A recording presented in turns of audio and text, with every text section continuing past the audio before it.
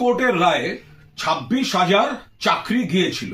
তাতে একদল বলেছিলেন সকলের চাকরি খেতে হবে এবং একদল পৈশাচিক আনন্দ করেছিলেন। মাননীয় মুখ্যমন্ত্রী পাশে দাঁড়িয়েছেন তাদের যাদের জীবনের ওপর যন্ত্রণা নেবে হলো। রিভিউ পিটিশন হচ্ছে, পাশাপাশি সুপ্রিম কোর্টকে সম্মান দিয়ে পরীক্ষার পদ্ধতি হচ্ছে এবং তার পাশাপাশি গ্রুপ সি গ্রুপ ডি যারা আচমকা চাকরি হারিয়ে পরিবারগুলো পথে বসেছিল তাদের আর্থিক সুরক্ষা দিতে অন্তর্বর্তীকালীন একটা ভাতা, একটা রিলিফের ব্যবস্থা করেছিলেন মুখ্যমন্ত্রী।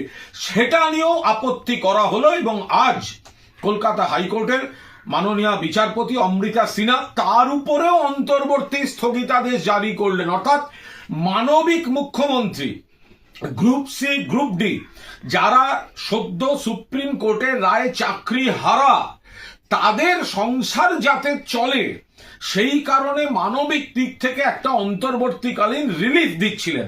সেটা আটকাতেও কারা কোর্টে গেল, কারা কোর্টে গেছেন এদের দেখুন, এদের চিহ্নিত করুন।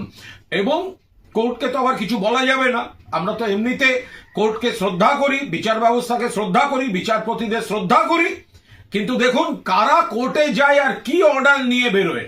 তো সেখানে আমরা দেখলাম যে অমৃতা সিনহা তিনি অন্তর্বর্তীকালীন এই ভাতা সেটাও আপাতত অন্তর্বর্তীকালীন স্থগিতাদেশ দিলেন। আইনে কি করবে রাজ্য সরকার সেটা রাজ্য সরকার আইনগত দিক থেকে দেখবে, কিন্তু আমরা বলবো বন্ধু তোমার পথের সাথীকে চিনে নিও, পথে কে পাশে থাকে আর কারা চাকরি খাবো, অন্তর্বর্তীকালীন ভাতা পেতে দেব না, বিপদে পাশে থাকবো না, লোককে কষ্ট দিয়ে চোখে জল ফেলে তাই নিয়ে বিরোধী রাজনীতি করব, এদেরকে চিনে রাখতে হবে।